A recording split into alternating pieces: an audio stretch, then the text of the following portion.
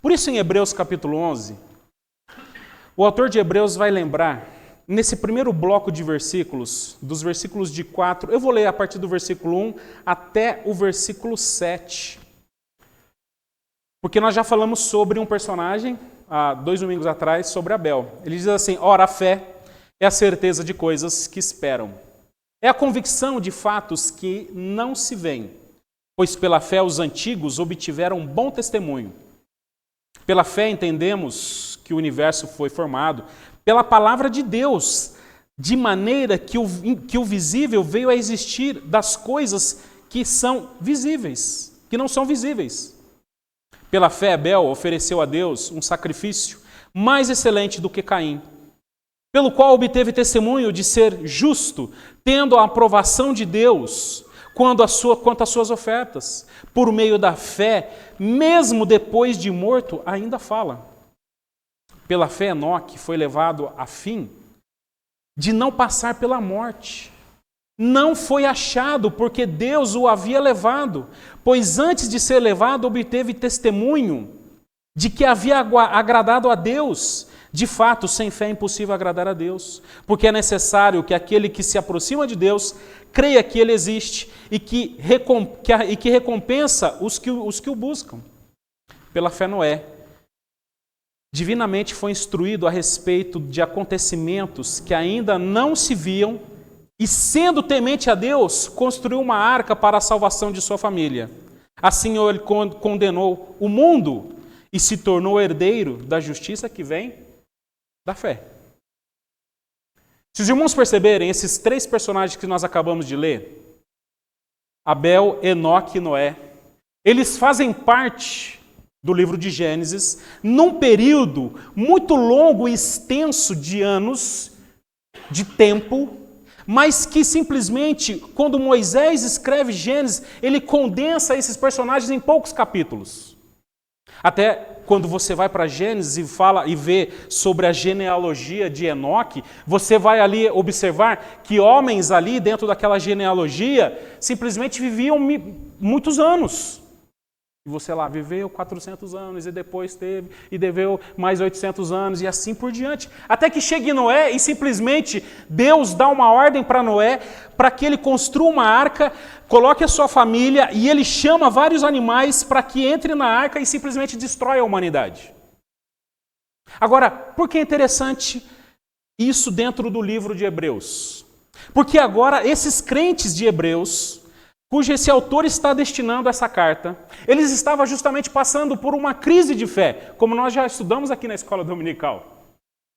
E agora o autor de Hebreus lembra esses hebreus que lá no passado homens viveram momentos na face da terra que também foram testados em sua fé. E quando nós olhamos para esse período de Abel, Enoque e Noé nós vamos falar semana que vem, nós vamos falar aqui de um período terrível, onde não se tinha nenhum incentivo, nenhuma perspectiva, algo que se vislumbrasse no futuro para que você mantivesse a sua fé, principalmente em Deus. Algo era tenebroso, algo era terrível nesse período, até porque nós vamos desencadear esse período lá em Noé com a destruição do mundo. Onde Deus simplesmente acaba com o mundo. E aí nós vemos, dentro desse contexto de fé, algo que muitas vezes nós não somos treinados como cristãos. A espera. Quem gosta de esperar aqui? Espero que o pastor termine logo esse culto. Quem gosta de esperar? Ninguém gosta de esperar. Mas nós vamos observar que o próprio autor de Hebreus atrela uma espera à fé. Por isso a fé não é simplesmente você declarar, você almejar, você sonhar com coisa que vai dar tudo certo, mas ela envolve algo que nós não queremos muitas vezes fazer e temos muita dificuldade, porque a espera é dolorosa. E aqui nós não estamos falando de uma espera onde simplesmente você senta, o pastor falou que eu vou esperar em Deus, eu vou sentar e vou esperar. Vou esperar. É como se você saísse de manhã, se você estivesse lá assim, os ônibus estão em greve. Faz tempo que não tem greve aqui, graças a Deus, né? Mas eu vou trabalhar e vou sentar no ponto de ônibus e vou ter fé que de repente algum ônibus passa. E eu vou ter fé. E aí você senta lá no ponto de ônibus e fica lá, sentado, esperando. Mas está em greve, não vai passar ônibus. E você fica lá esperando o dia inteiro. Aí começa a chover e você fica lá esperando. Mas não vem, porque os ônibus estão de greve. E aí você fala, poxa, mas eu estava com tanta fé quando eu saí de casa que ia passar um ônibus. A fé não é passiva. A fé não é você sentar e esperar algo. A fé é justamente essa espera ativa, quando a minha vida agora, dentro de uma atividade próxima de Deus, quando junto de Deus, eu vivo em obediência a Deus. Mas ela mesmo assim espera. Enquanto todo mundo está dizendo para que você não espere. Você vai continuar esperando o ônibus aí? Já falou que está de greve. E aí ele lembra desse personagem chamado Enoque, que espera em Deus. Contra todas as evidências, contra toda uma cultura que simplesmente não ligava para Deus. Que simplesmente estava afastada de Deus. Que simplesmente, se você acha que está ruim agora, daqui a pouco eu vou te mostrar algo como era pior naquela época. Era tão pior, que simplesmente Deus decide varrer a humanidade, lavar a terra através de um dilúvio. Você acha que está pior agora?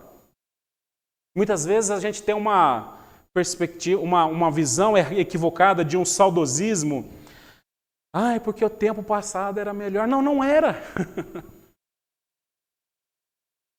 Tanto não era bom que Deus simplesmente exterminou o mundo. E aí ele lembra, o autor de Hebreus, desse homem, Enoque. E ele diz assim, pela fé, Enoque foi levado a fim de não passar pela morte. Não foi achado porque Deus havia levado.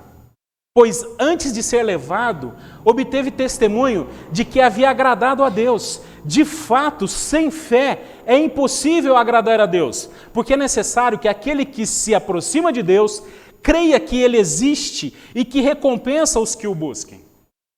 Algo interessante aqui do autor de Hebreus é que ele usa uma palavra diferente de Gênesis capítulo 5, versículos 17 a 24.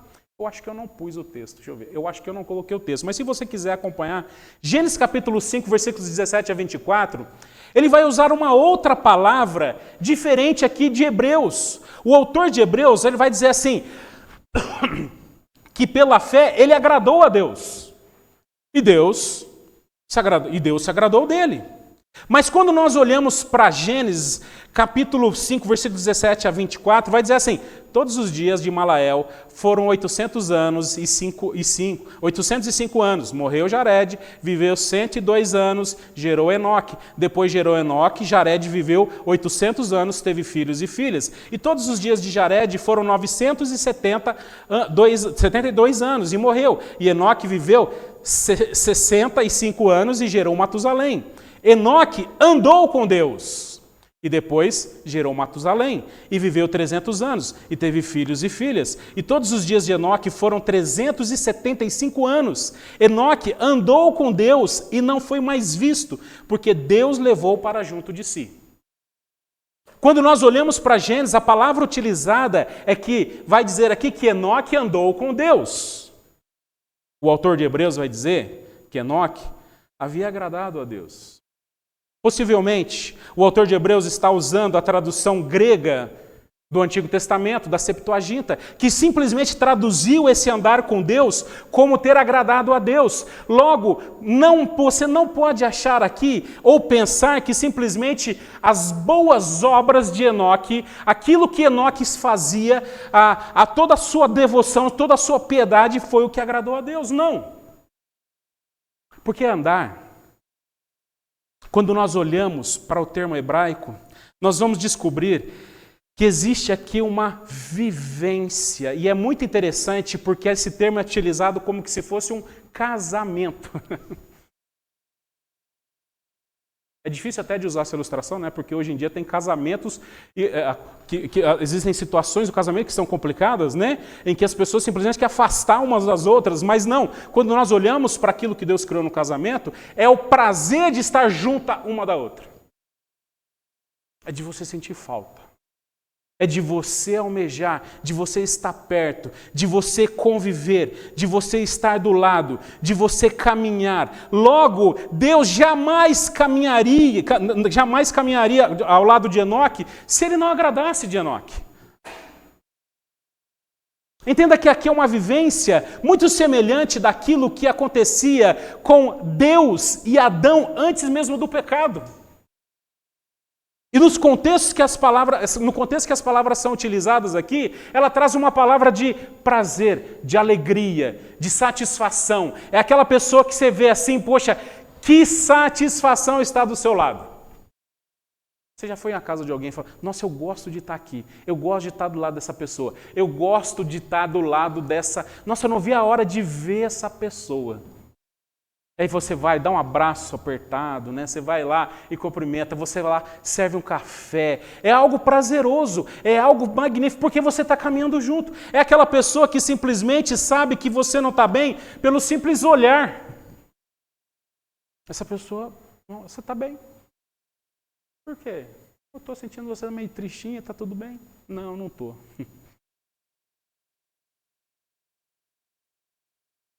Essa devoção, essa intimidade.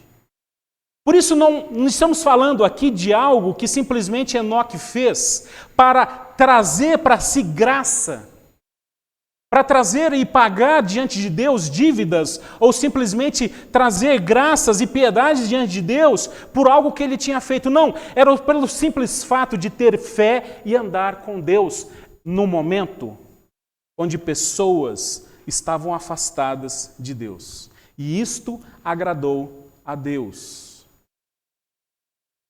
Isso agradou tanto a Deus, que se os irmãos perceberem, o que Deus fez com Enoque?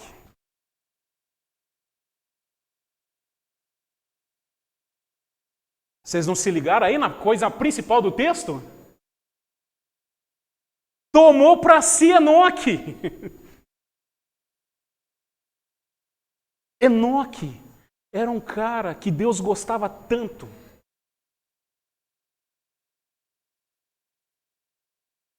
Que talvez lá no céu Deus tenha dito, esse mundo não merece esse homem.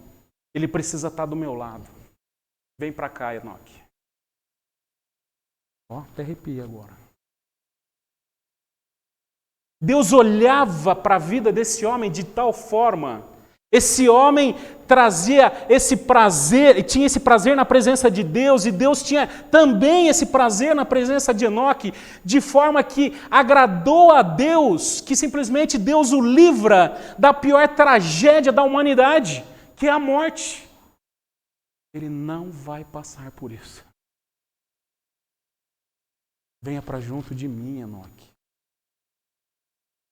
Simplesmente, talvez Enoque estivesse num cultuando a Deus e simplesmente Deus o levou diante dele. E depois nós vamos ver um outro personagem que aconteceu isso, que é Elias. Mas a gente não vê mais isso nas Escrituras, apesar que eu vejo, claro, na minha posição escatológica, os santos e a igreja de Deus, que num momento terrível Deus vai dizer assim, venha para junto de mim. Por isso eu creio no arrebatamento. Algo fantástico. Você imagina só. Está conversando com alguém, você vira lá para atender, de repente você vê, não vê mais a pessoa. Cadê? Mas estava aqui. Sumiu. Sumiu por quê? Porque Deus decidiu levá-lo por esse simples prazer e alegria de se agradar da vida deste homem. Num momento e num período em que simplesmente, irmãos, a terra, como diz em Gênesis capítulo 6, versículos 11 a 12, estava corrompida à vista de Deus e cheia de violência. Deus olhou para a terra e eis que estava corrompida, porque todos os seres vivos haviam corrompido o seu caminho na terra. E sabe o que acontece depois desse versículo? O dilúvio.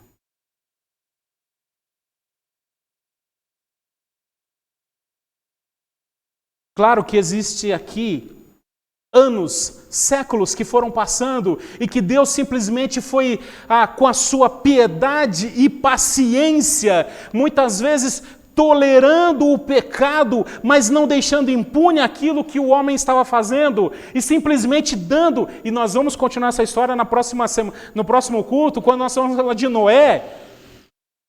Mas Deus vendo a impiedade, a corrupção, a maldade desse povo, mas havia um homem ali que ainda mantinha a sua fé em Deus.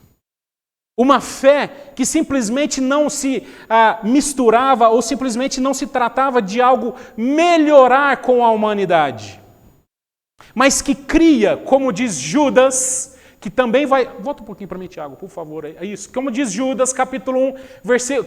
Capítulo não, porque só tem um capítulo lá em Judas, né? Versículos de 11 a 16, que vai receber um testemunho da vida desse homem. E que justamente vai, talvez aqui, explicar um pouquinho o porquê isso aconteceu, o que tinha a ver com a fé de Enoque. Interessante porque Judas vai dizer assim, e foi a respeito deles que também profetizou Enoque. O sétimo depois de Adão, dizendo, eis que o Senhor vem com milhares dos seus santos, para exercer juízo contra todos, para convencer todos os ímpios a respeito de todas as obras ímpias que praticaram, e a respeito de todas palavras insolentes que os ímpios e pecadores proferiram contra ele. Esses tais são murmuradores, pessoas descontentes, que andam segundo suas paixões, e sua boca vive falando grande arrogância, adulam uns aos outros por motivos interesseiros. E sabe por que Judas está usando o exemplo de Enoque? Porque Judas está criticando e está denunciando falsos pastores, falsos mestres. Se você ler os versículos anteriores, ele vai dizer que muitos desses pastores e falsos mestres andaram no caminho de Caim, andaram no caminho do povo de Israel, que quando caíram no erro de Balaão, na revolta de Corá, porque seguiram a outros deuses. Mas naquele momento, ele vai lembrar que houve um tempo, ainda neste mundo, que Enoque, a sua vida, denunciou e trouxe ainda uma palavra que o juízo de Deus seria exercido, que a justiça de Deus seria exercida, como um ato de fé. A humanidade está corrompida? A humanidade está afastada de Deus? A humanidade não simplesmente abandonou a Deus, mas agora ela se entregou a todo tipo de idolatria. Mas Deus é justo e trará justiça. No mundo, numa era de corrupção e de injustiça.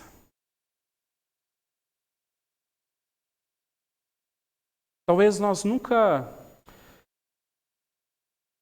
vivemos uma época de tamanha injustiça como vivemos. Claro, vivemos, né? Como a gente acabou de ler aqui, né? Mas de uma injustiça declarada como vivemos nos últimos tempos. Onde parece que vivemos num mundo dos foras da lei? Como se fosse um faroeste? Onde a lei não existe mais, onde a justiça simplesmente não existe mais, onde aqueles que deveriam inclusive aplicar a justiça simplesmente não interessam mais a justiça, porque a justiça é aquilo que dá na minha cabeça. E isso é muito perigoso, porque eu e você começamos a passar, bom, mas ninguém vai fazer nada mesmo, então cada um faz o que quer, e aí a gente continua sendo injusto, e aí vence a lei do mais forte. A lei da selva. Porque, afinal de contas, nem mesmo aqueles que deveriam aplicar a justiça e exercer a justiça fazem justiça, porque andam num caminho de corrupção. E já que está todo mundo corrupto, então vamos andar de forma corrupta. Vamos simplesmente deixar de lado. Mas se lembrem que próprio Enoque, e aqui Judas vai descrever que ele profetizou sobre algo que viria trazendo justiça. Justiça ao pecado, justiça à corrupção da humanidade, justiça àqueles que se entregaram ao mal. E sabe quem fez justiça? É claro que ainda nós precisamos lembrar que essa justiça não foi plena, que essa justiça ainda existe algo que ocorrerá, mas essa justiça foi plenamente feita e exercida na pessoa de Cristo Jesus.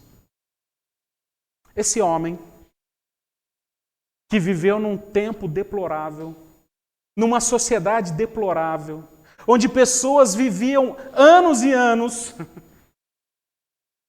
onde ele presenciou a corrupção, onde ele presenciou a maldade, ele teve a satisfação de andar com Deus, o privilégio da presença de Deus e da companhia de Deus. Não passou pela morte, mas ele almejava e esperava a justiça de Deus. E aqui, quando nós falamos de justiça de Deus, não creio que ele estava pensando simplesmente numa praga que exterminaria, como depois aconteceu lá com Noé, mas também naquele que traria justiça sobre todos os pecados. E quem fez isso? O justo justificador, Cristo Senhor. É desse que, por exemplo, Judas está descrevendo quando combate esses falsos mestres que agora estavam indo contra a teologia do próprio Cristo. É desses que Judas está descrevendo, e exemplo de Enoque, contra esses que estavam simplesmente dizendo, ensinando um monte de bobagem e heresia sobre Cristo Jesus. Ele fez a justiça necessária. Por isso, esse homem teve o privilégio de não ser mais achado diante dos homens. Como vou voltar aqui no texto de Hebreus, né? Não foi mais achado. Cadê Enoque? Você viu Enoque? Não sei. Vamos procurar Enoque. Sumiu. Cadê ele? Poxa, mas já faz vários dias que nós estamos procurando Enoque. A gente não sabe onde ele está. Nós não sabemos se ele tinha outras famílias, mulher. A gente viu aqui que ele teve, né, outros filhos aqui, com certeza. Mas o que aconteceu? Cadê? Os filhos estão preocupados com Enoque, a esposa está preocupada. Cadê Enoque? Cadê Enoque? Lá na frente nós temos a revelação. Que ele não foi achado, porque Deus se agradou dele. Porque esse homem demonstrou a sua fé no momento de corrupção, de maldade, de incredulidade, onde não se tinha motivo para ter fé em Deus, onde provavelmente esse homem era debochado, esse homem era simplesmente humilhado por causa da sua fé, debochado por outras pessoas por causa da sua fé. Mas ele não foi mais achado, porque ele estava na presença de Deus. Foi levado e obteve testemunho de que havia agradado a Deus. E não é à toa que o autor de Hebreus ele vai continuar descrevendo isso. Não só isso, mas ele vai usar a própria vida de Enoque para descrever uma frase teológica aqui, um termo teológico impressionante. De fato, sem fé é impossível agradar a Deus. Porque é necessário que aquele que se aproxima de Deus creia que Ele existe e que recompensa os que o buscam. E aqui, irmãos, cabe uma exortação do autor de Hebreus a esses hebreus que, através das suas práticas religiosas, tentavam agradar a Deus. E um hebreu,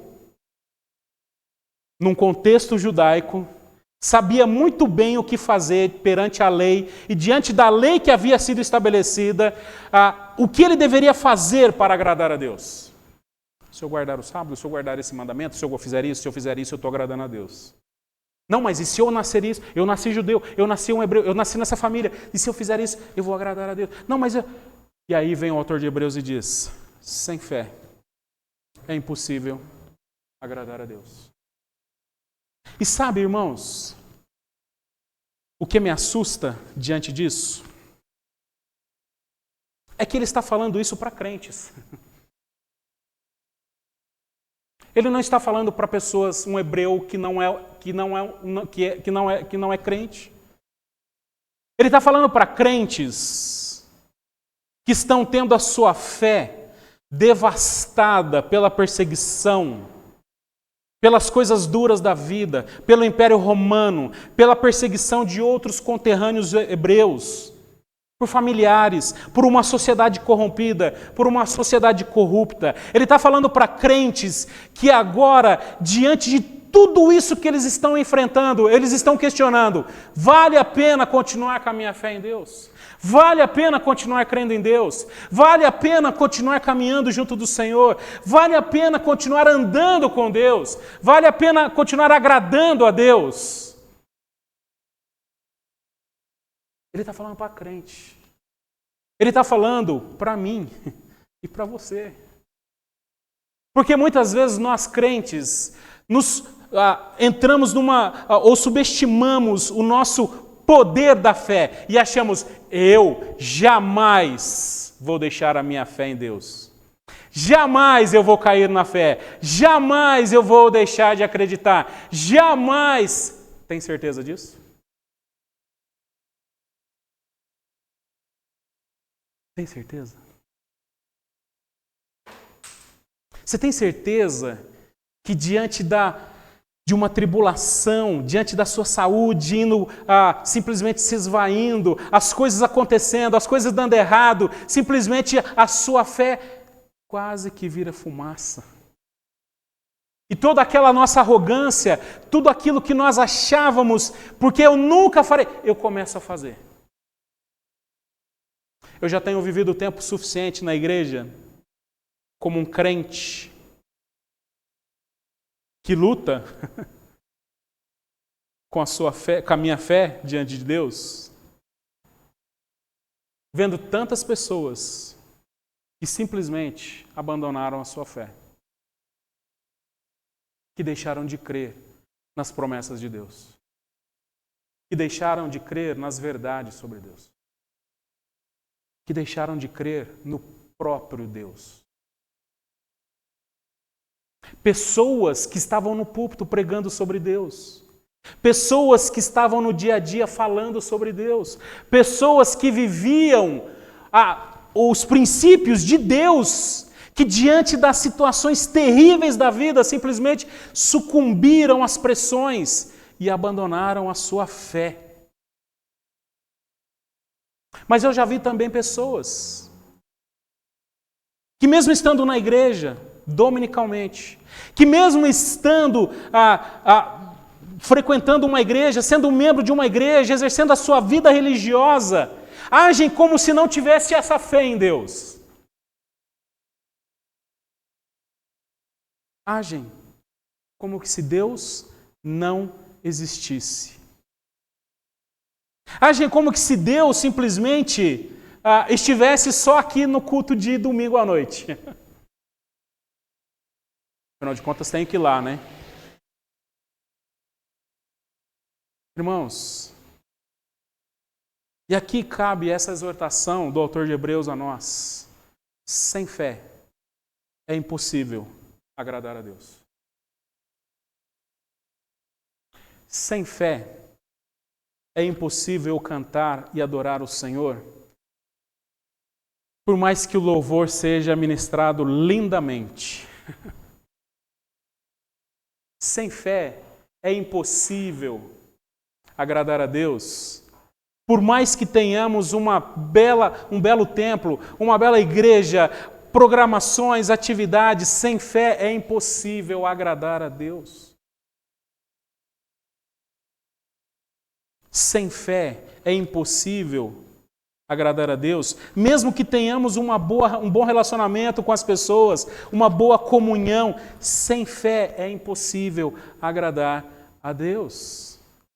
Porque ele vai dizer assim, porque é necessário que aquele que se aproxima de Deus creia que Ele existe e que recompensa os que o buscam. Crê que vai dar certo, é isso que ele está dizendo? Crê que amanhã, segunda-feira, os seus boletos estarão pagos? Crê que amanhã, que essa semana que está começando, tudo vai se resolver nos problemas de trabalho que o chefe já está te mandando e-mail hoje? É isso que ele está falando? Não, ele está falando, creia em Deus.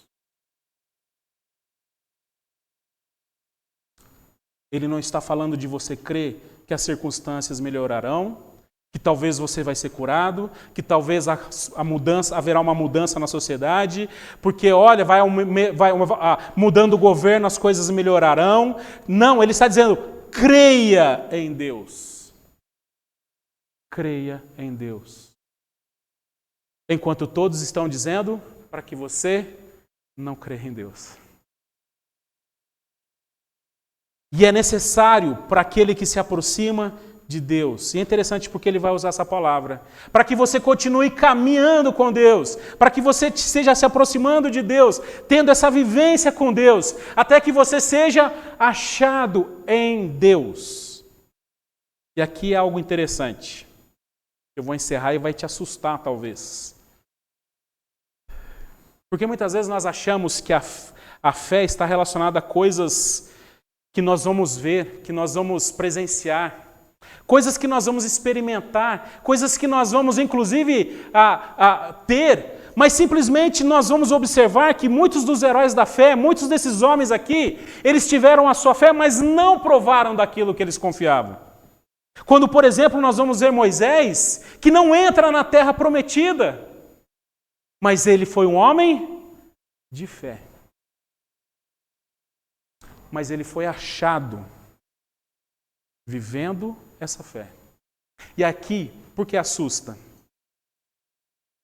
Porque talvez, espero que não, mas talvez essa seja a sua última semana nessa terra. Ai, pastor, credo. Como você vai ser achado por Deus?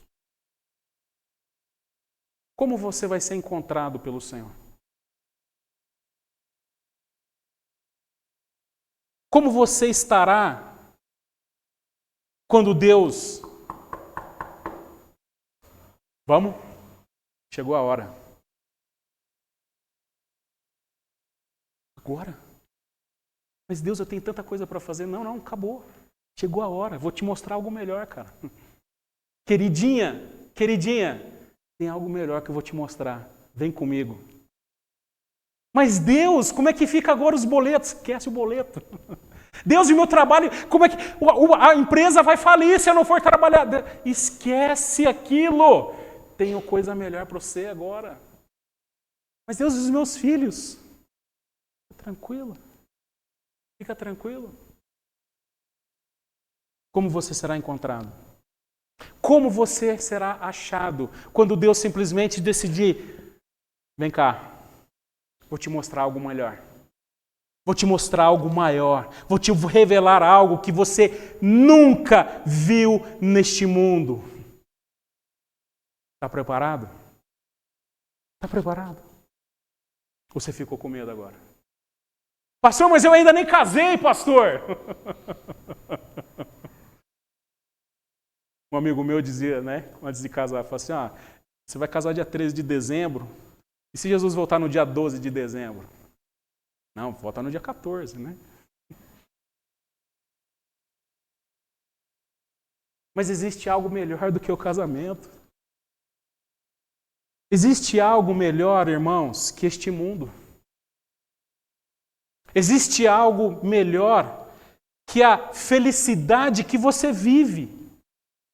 E que é bom, não é ruim. Existe algo mais prazeroso que o prazer que você tem com as coisas deste mundo. Existe um amor interminável, maior do que qualquer amor que você já viveu neste mundo. Existe uma felicidade imensurável, maior que qualquer felicidade que você já viveu neste mundo. Existe uma realização preparada por Deus, uma satisfação preparada por Deus, maior que qualquer elogio que você teve, que qualquer realização que você teve neste mundo. Seja profissional, seja pessoal. E muitas vezes Deus chega e vem. Vamos embora. Como você vai ser achado? E aqui, irmãos, o desafio é que talvez Deus não falou para Enoque assim: amanhã eu venho te buscar. Ele simplesmente talvez tenha chegado para Enoque e dito: é agora, vamos embora. Bora? É agora, vamos subir. Que eu vou te mostrar algo que é do teu agrado.